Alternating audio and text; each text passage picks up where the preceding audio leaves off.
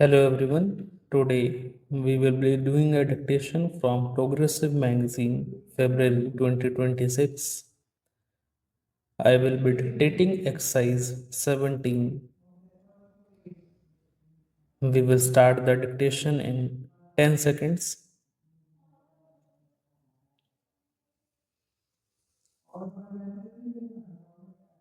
5 seconds to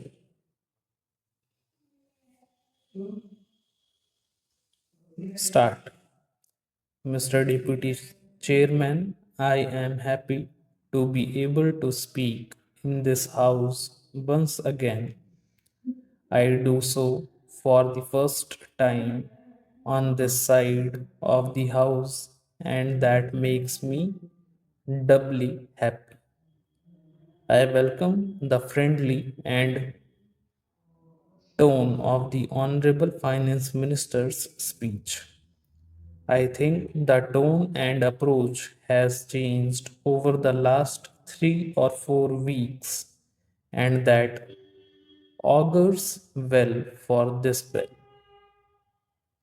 Although it will depend upon the outcome of this debate and the assurances that the government is able to give on many issues which he himself hinted are still outstanding issues and need to be resolved. If I may say, in the lighter vein between 2011 and 2014, I did virtually what was called traveling between my Prime Minister, the leader of the opposition, and in the Lok Sabha, the leader of the opposition in Rajya Sabha, the empowered council of state finance ministers. We tried to pass the GST bill with the support of the principal opposition party and we failed. In the last 18 months, the government tried to pass it without the support of the principal opposition party, and I am glad that you have also failed.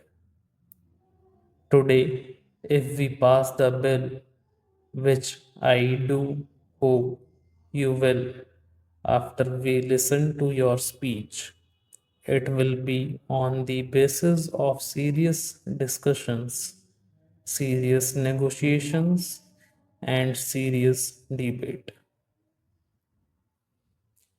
It is far too important legislation to be passed on a partition basis. In fact, I commented once I hope the finance minister will pass the bill not on the strength of numbers but on the strength of his arguments.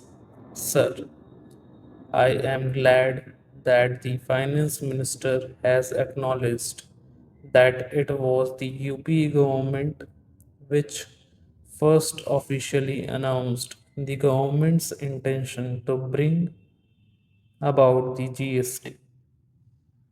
On the 28th February 2005, it was announced in the Lok Sabha in the course of the budget speech. I quote, in the medium to long term, it is my goal that the entire production and distribution chain should be covered by the national VAT or even better, a goods and services tax, encompassing both the center and the states. It has, of course, taken us 11 years to arrive at this point, but I think the journey has been a learning experience for everyone in the house and outside.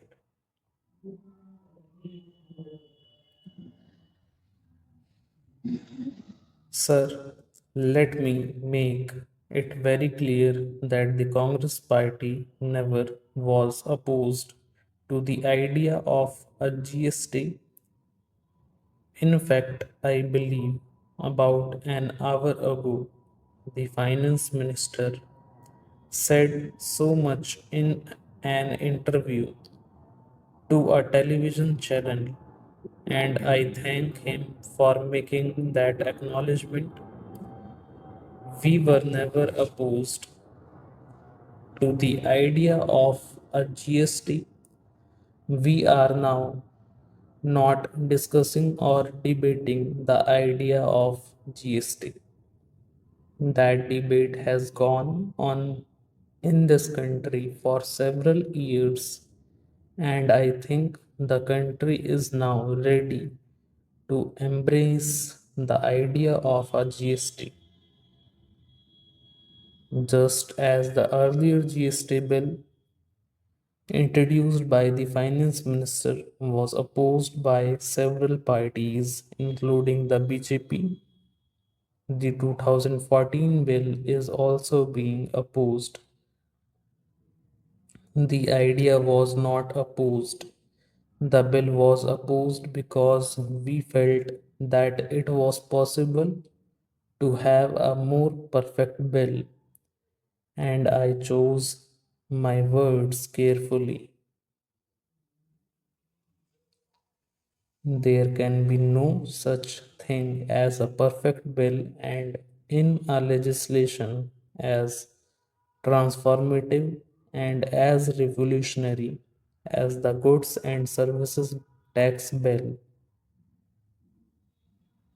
I don't think anyone from the government side will claim that this is a perfect bill. It can never be a perfect bill. But when we found that there were too many flaws in the bill, and many of those flaws could be fixed by addressing them seriously, we decided that we could support the bill.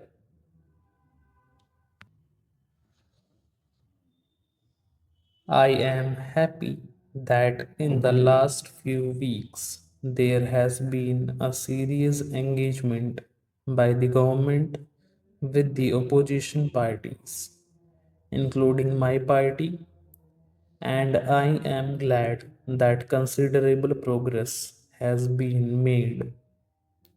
Sir, there are four major issues. I will touch briefly upon the first three issues because it is the last issue that concerns me the most, and I want to take my time dealing with that at some length. The first one is this: I wish to point out to the Honorable Finance Minister that there are still pieces of clumsy drafting in this bill. For example, in the present list of amendments circulated, you have made some provisions for what will go into the consolidated fund of India and what will not go into the consolidated fund of India.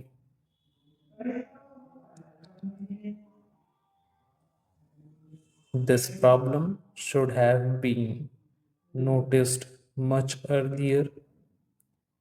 It should have come in the draft bill, but it has come today in the form of an amendment, and while I will not take much time explaining what I have in mind, Finance Minister reads it more carefully. He will find pieces of clumsy drafting.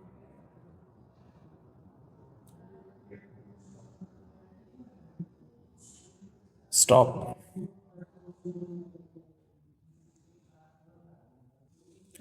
Also, if you like the dictation, do like and subscribe the channel and comment on the video.